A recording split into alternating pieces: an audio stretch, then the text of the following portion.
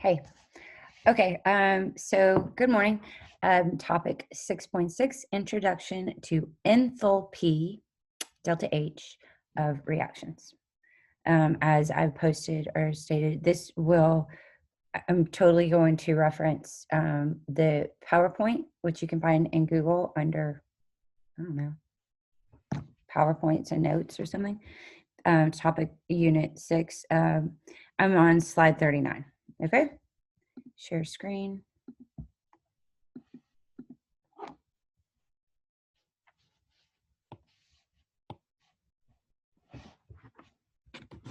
This is going to be pretty short. I guess you can see how many minutes long it is, can't you? This shouldn't take too long. This is pretty simple.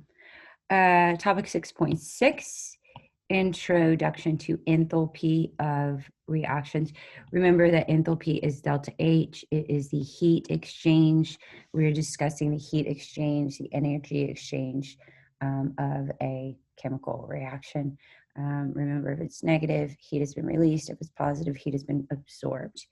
Calculate the heat Q absorbed or released by a system undergoing a chemical reaction, dependent upon the reacting substance. And the molar enthalpy of the reaction, this is typically in kilojoules per mole.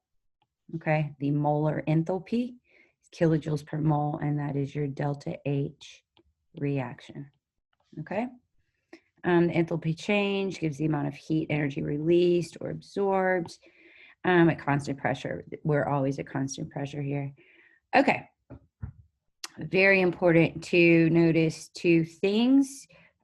Pay attention to moles in the chemical equation, limiting reactants, and I would like to add signs, right? Positives and negatives, always important in this topic.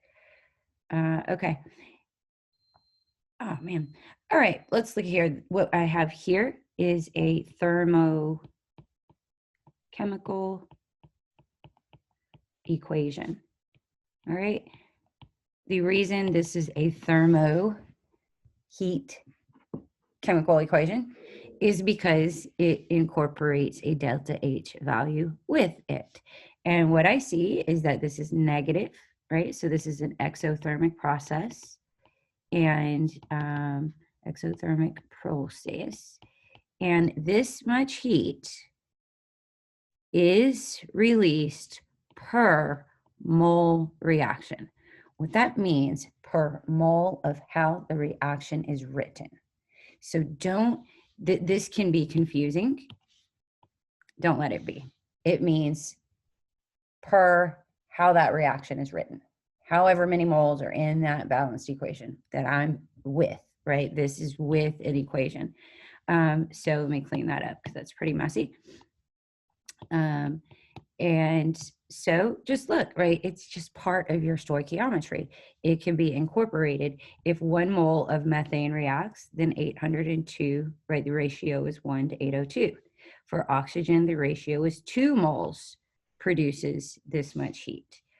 And 1 mole of carbon dioxide will be formed for every 802 joules released, and 2 moles of water vapor will be released for every 802 kilojoules of heat formed for every 802 kilojoules released, blah, blah, blah. Okay. Excuse me. So here is another thermochemical equation. This one is also exothermic. Exothermic processes are favored by nature. I had mentioned that before, right? Nature tends to favor processes that release energy as opposed to absorb energy. Things like to chill out, not get excited, okay? And I don't want black because of the color of my paper here. All right, so what we have is our first example problem. For this reaction, calculate delta H for the formation of 10.4 grams of KCl. I would like to point out that the formation of KCl is this reaction going in this direction. All right, so I'm going to start with what I'm given, 10.4 grams of KCl. I'm going to convert my grams of KCl to moles of KCl. And now I'm going to utilize my thermochemical equation, which tells me that for every 2 moles of KCl that are formed, notice it is being formed, releases negative 89.4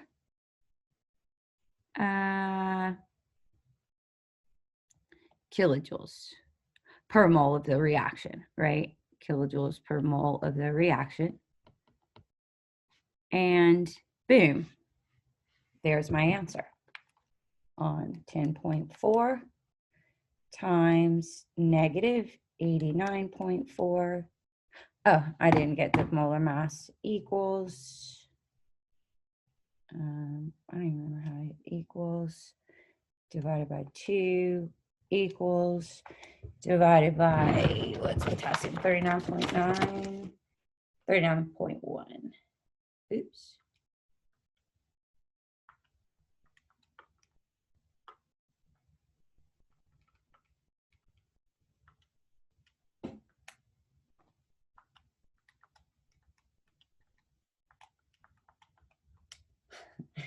I got -624, but I could have just made a total big mistake.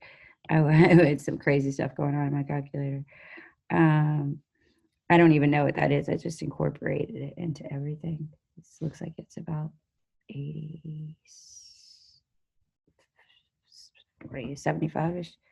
-6.24 kilojoules per mole of the reaction. Okay.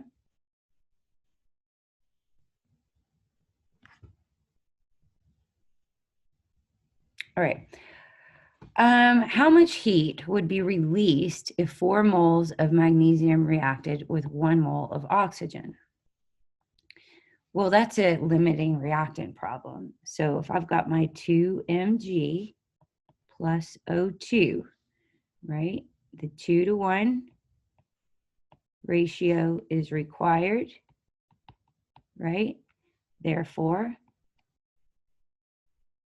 for every 4 of these, I would need 2 moles of O2, only have 1 mole O2, therefore O2 is limiting reactant. All right, so my 1 mole of oxygen, which is my limiting reactant, that's an L, and I need to know how much heat would be released. Well, according to my equation, for every 1 mole of oxygen, negative 1,204 kilojoules is released, right? I'm not going to put that there this time. And don't worry about that, y'all. Just use it when it makes sense. That frustrates a lot of teachers. AP always incorporates that. Negative, please don't let it be a big deal, kilojoules. All right, and what's the question? How much heat would be released? 1,204 kilojoules released. Some of you may be cringing at my use of significant figures. So 1.20 times 10 to the 3rd kilojoules released. Okay. All right, let's continue. We'll be finished here. Based on the reaction below, when 3 moles of liquid methanol react with 3 moles of oxygen gas, what amount of heat will be released? Well, what is required, right, is that every 1 mole requires 1.5 moles, right? Therefore, 3 moles would require what? 4.5 moles. Only have 3 moles.